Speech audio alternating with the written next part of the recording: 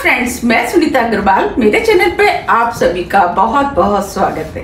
तो आज हम बनाएंगे बहुत ही ज्यादा टेस्टी रेसिपी। तो चलिए बनाना शुरू करते हैं। आज मैं आपको अलीगढ़ की मशहूर आलू के बरूले की करारी और चटपटी चाट बनाना बताती हूँ कैसे बनाई जाती है। ये खाने में तो टेस्टी होती है, बहुत जल्दी भी बनके तैयार हो जाती है, जो कि आप सभी को बहुत ज्यादा पसंद भी आएगी। तो चलिए देख लेते हैं कैसे बनाया जाता है। आलू के बरूले बनाने के लिए ये हमने छोटे साइज के 500 ग्राम आलू लिए, जिसे हमने एक विसिल आने तक बॉईल किया। बॉईल करने के बाद इन आलूओं को हमने छील लिया है। चाट बनाने के लिए हमें छोटे ही साइज के आलू चाहिए। अब हम आलूओं के ऊपर कोटिंग करने के लिए घोल बना लेते हैं। तो इसके लिए 4 टेबल स्पून कॉर्नफ्लोर हम इस बाउल में डाल देते हैं। आप कॉर्नफ्लोर की जगह अरारोट का भी इस्तेमाल कर सकते हैं। इससे आलू करारे और क्रिस्पी बनके तैयार होंगे। 2 टेबल स्पून मैदा, इसे भी हम इसी के साथ डाल देते हैं। अब इस चाट को चटपटा बनाने के लिए इसके अंदर 1 टीस्पून कश्मीरी लाल मिर्च डाल देते हैं। इससे कलर अच्छा आएगा। कश्मीरी लाल मिर्च ज्यादा तीखी नहीं होती है। मिर्च आप अपने टेस्ट के अनुसार थोड़ी सी कम या ज्यादा भी कर सकते हैं। आधी टीस्पून नमक भी आप अपने टेस्ट के अनुसार थोड़ा सा कम या ज्यादा भी कर सकते हैं। अब हम इसके अंदर थोड़ा सा कलर डाल देते हैं। कलर ऑप्शनल है, लेकिन इससे कलर अच्छा आता है, इसीलिए हम इसका इस्तेमाल कर रहे हैं। अब हम सभी चीजों को अच्छे से मिक्स कर देते हैं। अगर आपके पास कॉर्नफ्लोर नहीं है तो आप उसकी जगह चावल के आटे का भी इस्तेमाल कर सकते हैं। ये सभी चीजें अच्छे से मिक्स हो गई हैं। अब इसके अंदर हम थोड़ा सा पानी डालेंगे। पानी को मिक्स कर देते हैं। पानी थोड़ा थोड़ा करके ही डालें, जिससे कि ज्यादा ना हो जाए। हमें इसका घोल ना ही ज्यादा गाढ़ा बनाना है और ना ही ज्यादा पतला। अब हम इसके अंदर पानी और डाल देते हैं।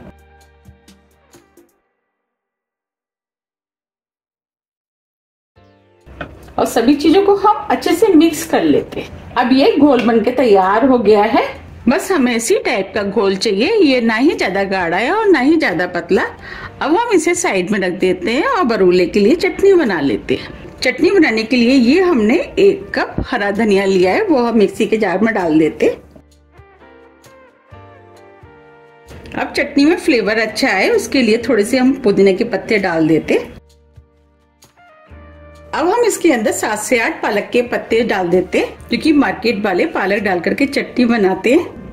अगर आपके पास पुदीना नहीं है तो कोई बात नहीं, आप इस चटनी को बिना पुदीने के भी बना सकते हैं। ये हमने 4 से 5 छोटे साइज की हरी मिर्च ली है, वो डाल देते हैं। मिर्च आप अपने टेस्ट के अनुसार थोड़ी सी कम या ज्यादा भी कर सकते हैं।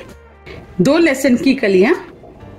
अगर आप लहसुन खाना पसंद नहीं करते तो आप इस चटनी को बिना लहसुन के भी बना सकते हैं।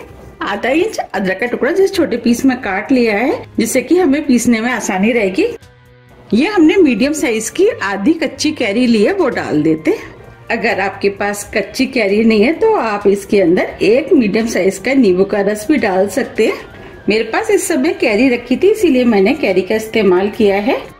अब इसके अंदर 1 चुटकी हींग डाल देते हैं, इससे चटनी में टेस्ट अच्छा आता है। 1/4 टीस्पून जीरा। अब इसके अंदर थोड़ा सा पानी डाल देते हैं और मिक्सी से चटनी को महीन पीस लेते हैं। ये चटपटी चटनी बनके तैयार हो गई है। अब हम इसे बाउल में निकाल लेते हैं। देखिए कितनी बढ़िया चटनी बनके तैयार हुई है। अब हम इसे साइड में रख देते हैं और आगे की तैयारी कर लेते हैं। ये बैटर भी सेट हो गया है। जो हमने आलू बॉईल किए थे वो आलू हम इसके अंदर डाल देते हैं और आलू में बैटर को अच्छे से मिक्स कर लेते। अब आलूओं के ऊपर बैटर भी अच्छे से कोट हो गया है। चलिए अब हम आलूओं को फ्राई कर लेते हैं। इधर हमने बरूलों को फ्राई करने के लिए कढ़ाई में सरसों का ऑयल गर्म करने के लिए रख दिया था। अब ये ऑयल गर्म हो गया है। हमें इन्हें फ्राई करने के लिए तेज गर्म ऑयल चाहिए। अब हम इसमें से एक एक बरूले लेते जाएंगे और कढ़ाई में डालते जाएंगे। जितने बरूले कढ़ाई में आएंगे उतने हम डाल देंगे। हमने सरसों का ऑयल इस्तेमाल किया है, क्योंकि ये बरूले सरसों के ऑयल में बहुत ही ज्यादा टेस्टी बनके तैयार होते हैं। और आप चाहे तो इसे किसी भी ऑयल में फ्राई कर सकते हैं।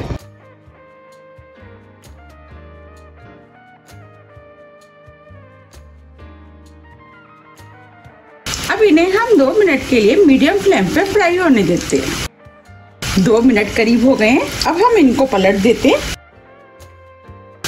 हम इन्हें चारों तरफ से इसी तरीके से उलट पुलट के फ्राई करेंगे। अब ये बरूले चारों तरफ से फ्राई हो गए और क्रिस्पी भी हो गए। अब हम इनको निकाल लेते हैं। अब मैं आपको सुना भी देती हूँ। आप सुन पा रहे हैं, ये क्रिस्पी हो गए। अब इन्हें हम इस बॉल में निकाल लेते हैं।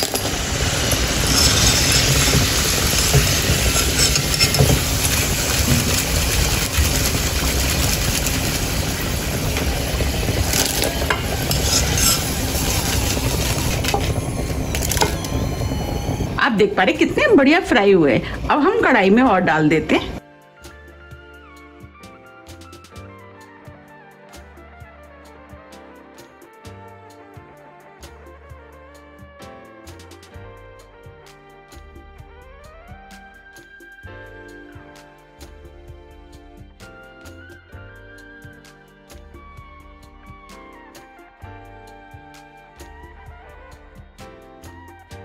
अब हम इनको भी बिल्कुल उसी तरीके से फ्राई करेंगे जैसे हमने पहले किए थे।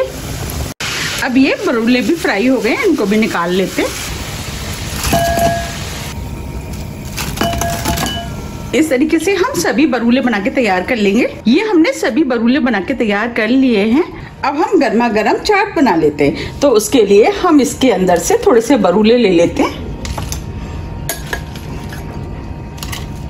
आपको जितने की बनानी है चाट उतने आप इसमें से ले लें।